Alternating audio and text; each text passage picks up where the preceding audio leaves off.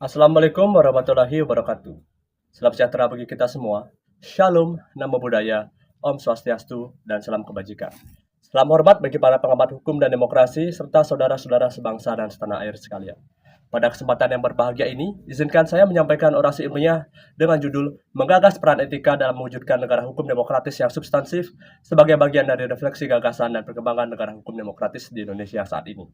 Saudara-saudara sekalian, Indonesia secara eksplisit mengakui dirinya sebagai negara hukum yang demokratis, sebagaimana tertuang dalam Pasal 1 Ayat 2 dan Pasal 1 Ayat 3 UUD 1945. Secara teoritis, Indonesia memang telah memenuhi syarat menjadi negara hukum karena telah memenuhi semua unsur negara hukum dalam konsep Restat.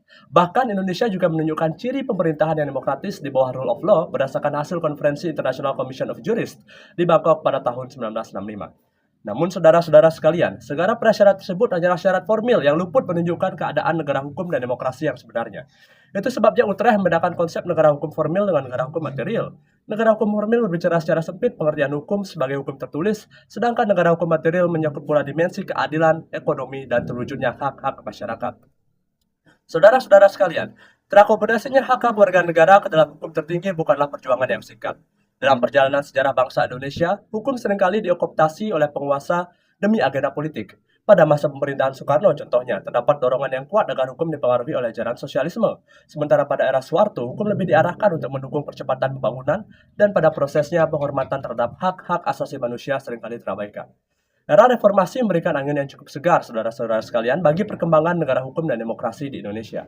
Agenda reformasi konstitusi telah melakukan perubahan fundamental yang mengukuhkan negara hukum demokratis dengan cara-cara seperti perubahan pasal 1 ayat 2 yang mendasari demokrasi konstitusional, penambahan pasal-pasal mengenai hak asasi manusia dalam muatan pasal 28A hingga 28J, pencantuman ketentuan mengenai pemilihan umum dalam pasal 22E, hingga pembentukan lembaga-lembaga baru yaitu Mahkamah Konstitusi dan Komisi Yudisial. Namun saudara-saudara sekalian, reformasi tersebut ternyata belum cukup untuk menghadirkan negara hukum dan pengertian yang substansif. Pola-pola lama kooptasi hukum tampaknya masih berlangsung, malahan perkembangannya tempo hari makin memburuk. Inilah yang disebut oleh Kim Lance Chappell sebagai gejala autocratic legalism, yaitu keadaan di mana pemimpin yang dipilih melalui proses demokratis menggunakan kekuatan elektoralnya mengotak-atik undang-undang dan institusi yang bertugas mengawasi dirinya.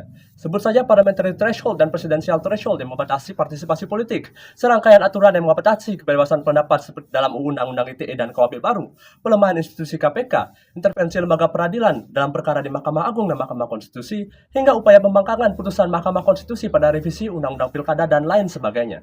Tamanaha dalam bukunya Law as a Means to an End sebenarnya telah mengingatkan kita bahwa ketika hukum dijadikan alat bagi kepentingan penguasa, di sanalah kelangsungan negara hukum dan demokrasi itu terancam. Saudara-saudara sekalian, tampaknya ada yang kurang dalam praktik negara hukum dan demokrasi di Indonesia. Indonesia telah mengakomodasi substansi dan struktur negara hukum demokratis, akan tetapi masih ada satu unsur sistem hukum yang tertinggal, yaitu budaya hukum. Prof. Jimli Asidik dalam bukunya Konstitusi Kebudayaan dan Kebudayaan Konstitusi menyadari adanya diskrepansi antara constitutional rules dan constitutional institution dengan constitutional culture. Indonesia telah mengadopsi substansi dan institusi dari negara-negara hukum beberapa kontinental, tetapi tidak dengan budaya hukum dan demokrasinya. Hasilnya adalah negara yang tampak seperti negara hukum yang demokratis, tetapi tidak jiwai dalam praktiknya. Meminjam istilah yang digunakan oleh Prof. Jimli, negara demokrasi tapi kelakuannya feodal. Tidak diserapnya budaya negara hukum tidak bisa dilepaskan dari paradigma adopsi hukum yang dilakukan Indonesia. Sebagai negara bekas jajahan pemerintah kolonial Belanda, Indonesia banyak mengadopsi hukum Belanda terutama di bidang pidana dan perdata berdasarkan asas konkordansi. Sementara di bidang hukum tata negara, Indonesia banyak mengadopsi muatan dari negara Jerman. Akan tetapi, paradigma kita saat mengadopsi muatan hukum tersebut sangat kental dengan ajaran positivisme. Padahal, ajaran positivisme hanya berbicara tentang apa hukumnya, bukan bagaimana hukum seharusnya. Di dalam hukum, dipisahkan dengan anasir-anasir lain seperti moral, nilai agama, dan etika. Hukum dimurnikan seperti apa yang dimaksud oleh Hans Kelsen sebagai the pure theory of law. Ajaran hukum murni sebenarnya, saudara-saudara, telah mereduksi mandat hukum yang sebenarnya. Ajaran ini sudah tidak sesuai lagi dengan perkembangan zaman. Bahkan negara-negara Eropa kontinental yang menjadi tempat kelahiran ajaran tersebut sudah tidak mempraktikannya lagi seperti dulu. Hukum positif saja dipandang belum cukup untuk menata kehidupan masyarakat, apalagi dalam kehidupan berbangsa dan bernegara. Muatan hukum positif begitu terbatas. Hukum positif hanya menetapkan standar minimum untuk perilaku etis. Benarlah ungkapan begini, saudara-saudara, hanya karena perilaku itu legal, bukan berarti perilaku tersebut sesuai dengan etika. Patutlah etika dianggap sebagai perpanjangan tangan dari hukum positif, yang mana perbuatan yang sebelumnya belum dapat terjamah oleh hukum positif diharapkan dapat diatur dengan etika. Penerapan negara hukum yang demokratis tidak cukup hanya dengan peraturan-aturan hukum dan institusinya. Lebih dari itu, saudara-saudara, hukum dan demokrasi itu harus dihayati dengan etika para penyelenggaranya. Saudara-saudara sekalian, etika sebenarnya telah memiliki dasar keberlakuan di Indonesia. Secara filosofis, Pancasila mengandung muatan moral dan etika berbangsa yang begitu kaya. Secara sosiologis, kehadiran etika telah menjiwai hukum adat yang berlaku di Nusantara jauh sebelum adanya negara ini. Bahkan secara yuridis, Undang-Undang 1945 tidak hanya dipandang sebagai the supreme law, tetapi juga the supreme ethics, karena mengandung muatan-muatan etika. Contohnya saja, saudara-saudara sekalian, dalam pasal 7A, terdapat frasa perbuatan tercela sebagai salah satu justifikasi pemakzulan presiden. Lalu pasal 28J yang menjadikan pertimbangan moral dan nilai-nilai agama sebagai pertimbangan pembatasan HAM. Begitu pula dalam pasal 29 ayat 1 yang menyatakan negara ini berdasarkan atas ketuhanan yang Maha Esa. Terkhusus mengenai etika politik dan pemerintahan, saudara-saudara, sesungguhnya telah diatur dalam TAP MPR nomor 6 tahun 2001 tentang etika kehidupan berbangsa. Nilai-nilai yang terkandung di dalamnya seperti pemerintahan yang terbuka, bertanggung jawab, tanggap akan aspirasi rakyat, menghargai perbedaan, jujur dalam persaingan, ketersediaan untuk menerima mandat yang lebih, serta menjunjung tinggi hak asasi manusia. TAP MPR ini juga mengamanatkan agar setiap pejabat dan elit politik untuk bersikap jujur, amanah, sportif, berjiwa besar, tidak berpura-pura, tidak melakukan kebohongan publik, bahkan siap mundur dari jabatan politik apabila terbukti melakukan kesalahan dan secara moral kebijakannya bertentangan dengan hukum dan rasa keadilan di masyarakat. Sangat disayangkan sebenarnya, saudara-saudara sekalian, TAP MPR tersebut ternyata tidak lagi dipraktikkan oleh penyelenggaraan pemerintahan saat ini.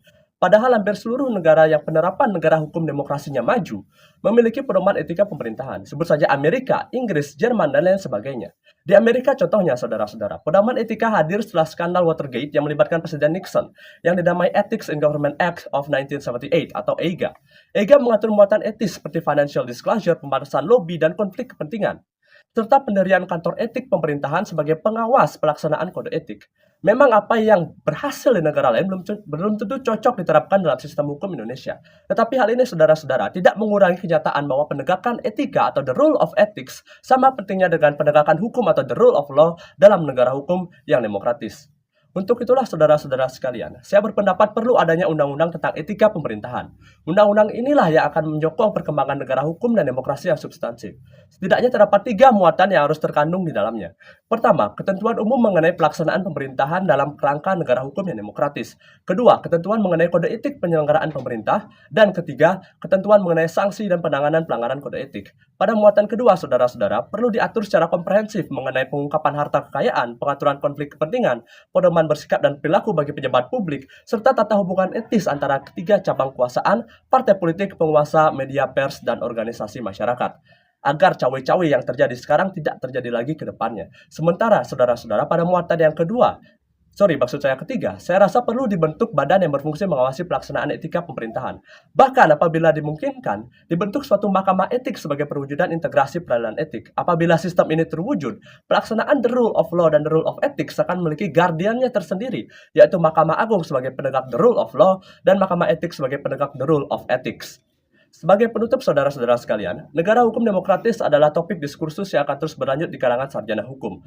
Pada awalnya, kedua konsep tersebut terlihat sederhana, tetapi apabila tersuri memiliki makna yang begitu dalam. Pemaknaan negara hukum semata-mata sebagai negara yang memiliki konstitusi dan demokrasi sebagai negara yang rutin menyelenggarakan pemilu adalah pandangan yang amat keliru. Pandangan tersebut adalah hasil pandangan yang amat dogmatik dan sempit, reduktif, bahkan berpotensi menghalangi praktik negara hukum demokrasi yang sesungguhnya. Hasilnya adalah praktik-praktik kooptasi hukum oleh pejabat yang dipilih secara demokratis demi kepentingan politik untuk melanggengkan kekuasaan dan memperkaya kroni-kroninya. Sudah waktunya negara hukum yang demokrasi dalam penyelenggaraan substansif hadir di negara ini. Untuk menyongsong hal itu, budaya negara hukum dan demokrasi harus dibumikan dan standar penyelenggaraan pemerintah harus ditingkatkan.